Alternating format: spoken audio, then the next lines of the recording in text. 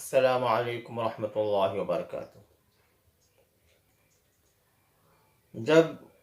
کسی کو شوق ہو جاتا ہے کہ میں جادو یا جنات کے اثرات والوں کا علاج کر سکوں، یعنی مختصر ہے کہ عملیات سیکھنے کا جب شوق ہوتا ہے تو اس وقت میں جائز ناجائز اس کی پرواہ کیے بغیر لوگ سیکھنے کی کوشش کرتے ہیں۔ ایسی چیزوں میں سے ایک چیز ہے ناد علی۔ اس کے اگر الفاظ کا ترجمہ دیکھا جائے تو ایک طرح سے حضرت علی رضی اللہ تعالیٰ عنہ سے مدد مانگی جا رہی ہے، حالانکہ اللہ کے علاوہ کسی سے بھی مدد مانگنا جائز نہیں ہے۔ اور اس کے الفاظ کچھ ایسے ہیں کہ جس میں یہ کہا جاتا ہے کہ نعوذ باللہ علی رضی اللہ تعالیٰ عنہ کو پکارو، وہ مدد کریں گے وغیرہ وغیرہ، اس طرح کے کچھ اس کے الفاظ ہیں۔ لوگ اس کو پڑھ کر علاج کرتے ہیں اور اس کے ذریعے سے علاج کرتے ہیں، اور اکثر میں نے دیکھا کہ جو عالم ہیں، حافظ ہیں، جو دین کا علم رکھنے والے ہیں، ایسے بھی لوگ اس کو استعمال کرتے ہیں۔ جب عملیات سیکھنے کا جب موقع ہوتا ہے تو اس میں بالکل خیال نہیں کیا جاتا کہ یہ جائز ہے یا ناجائز ہے، یا ہم کر سکتے ہیں یا نہیں کر سکتے ہیں۔ بس لوگوں کو ایسا لگتا ہے کہ جس سے کہ عملیات ایک عجیب الگ چیز ہے اور اس کا دین سے کوئی تعلق نہیں ہے، ہم اپنی مرضی سے جیسے چاہے سیکھیں، جو چاہے سیکھیں۔ بہت سارے لوگ جادوئی الفاظ سیکھتے ہیں، بہت سارے لوگ شرکی الفاظ کے ذریعے سے علاج کرتے ہیں، بہت سارے لوگ یہ ناد علی کے ذریعے سے علاج کرتے ہیں، اور اس کو بالکل صحیح اور حق سمجھتے ہیں۔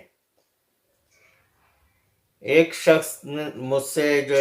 ہمیشہ پوچھا کرتا تھا کہ فلاں تکلیف کے لیے مجھے پریشان ہے، میرے لیے کچھ بتائیں، تو میں اس کو قرآنی آیت بتایا کرتا تھا۔ تو ایک مرتبہ اس نے مجھے میسج کیا، کہا کہ میں فلاں عامل کے پاس گیا تھا اور انہوں نے مجھے جو کچھ صورتیں اور اس کے ساتھ میں ناد علی پڑھنے کے لیے بتایا۔ تو مجھے تو یہ پتہ ہی نہیں تھا اصل میں کہ ناد علی ہوتا کیا ہے۔ پھر میں نے اس سے پوچھا کہ ناد علی کیا چیز ہے بتاؤ، تو اس نے وہ ناد علی بھیجا، اور میں نے پھر اس کو پڑھ کر ہمارے استاد سے اس کے تعلق سے معلوم کیا،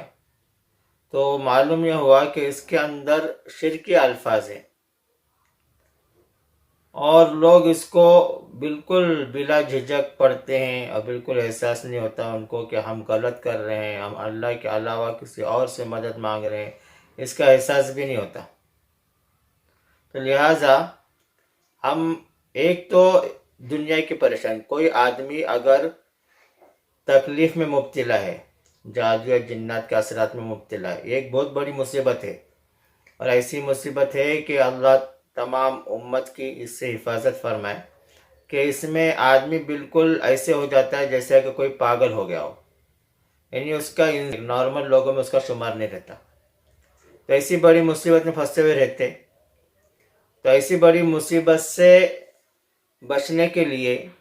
ہم اگر دوسری مصیبت کو لے لیں، یعنی ہم شرک کریں اور اللہ حفاظت فرمائے، اگر ہم کو دنیا میں تکلیف وقتی طور پر کم بھی ہو جائے تو آخرت میں اس کا ہم کو عذاب بھگتنا پڑے، آخرت میں سزا بھگتنی پڑے، تو یہ کتنے بڑے نقصان کی بات ہے۔ تو اس لیے ہم دنیا کی تکلیف کو دنیا میں ختم کرنے کی کوشش کریں اور اس کو جائز طریقے سے کرنے کی کوشش کریں۔ ہم اس کو جائز طریقے سے، یعنی جو قرآن و حدیث کے اندر جن چیزوں کی اجازت ہے یا جن چیزوں کو منع نہیں کیا گیا، ہم ایسے طریقوں سے ہم علاج کریں گے جس میں کوئی شرک نہ ہوتا ہو، جس میں اللہ ناراض نہ ہوتا ہو، جس میں اللہ کے رسول ناراض نہ ہوتے ہوں۔ ہم جو ہے ایسے عمل کے ذریعے سے ہم علاج کریں گے تو انشاءاللہ ہماری دنیا تو جو بگڑی ہوئی ہے انشاءاللہ وہ بھی بن جائے گی، اور انشاءاللہ آخرت میں ہمیں اس کی جواب دہی نہیں ہوگی، اور آخرت میں انشاءاللہ اس کی سزا نہیں ہوگی، ورنہ دنیا کی وقتی تکلیف تو ختم ہو جائے گی، لیکن آخرت میں جو اس کا عذاب اور جو اس کی سزا ملے گی اس وقت میں افسوس کریں گے۔ یہ تو خود اپنے علاج کی بات ہو گئی،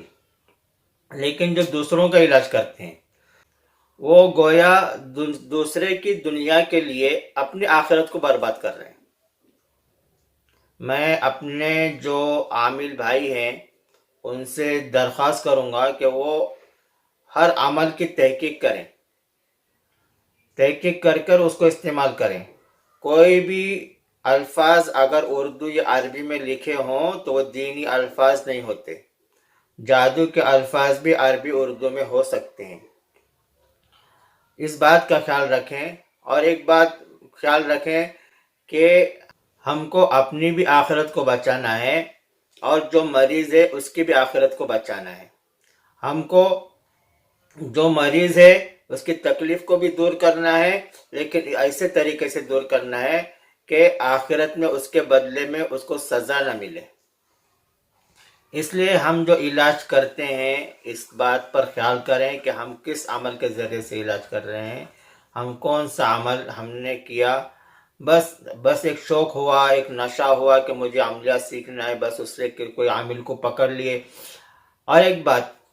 تو جو جادوگر ہوتا ہے تو اس کے لیے ضروری نہیں کہ وہ کچھ عجیب طرح کا جو اس نے لباس پہنا ہو، اس کے لمبے لمبے بال ہوں، اور جو داڑھی جو بکھری ہوئی اس کی داڑھی ہو، اور اس کے بالوں میں جو گٹ لگی ہوئی ڈٹ لگے ہوئے ہو۔ یہ ضروری نہیں کہ یہی جادوگر کی پہچان ہے۔ بہت سارے لوگ دیکھنے میں بالکل آپ کو متقی پرہیزگار نظر آئیں گے اور سنتی لباس میں نظر آئیں گے، اور بالکل ایک اچھے نیک مسلمان کی طرح سے نظر آئیں گے، لیکن ان کے عملیات میں جادو شامل ہوتا ہے، وہ عملیات میں جادو کے ذریعے سے عمل کرتے ہیں۔ تو ایسے لوگوں کی شاگردی اختیار نہ کریں۔ ہم ایسے لوگوں کی شاگردی اختیار کریں گے، ہم بھی وہی چیز سیکھیں گے، ہم اپنی آخرت کو برباد کر لیں گے۔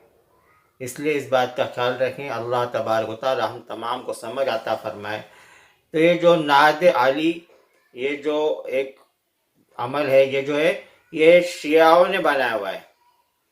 شیعوں نے بنایا ہوا ہے، اور اس کو آج ہمارے سنی مسلمان بھائی، اور سنی مسلمان بھائی تو دور کی بات ہے، اس میں سے بھی عالم حافظ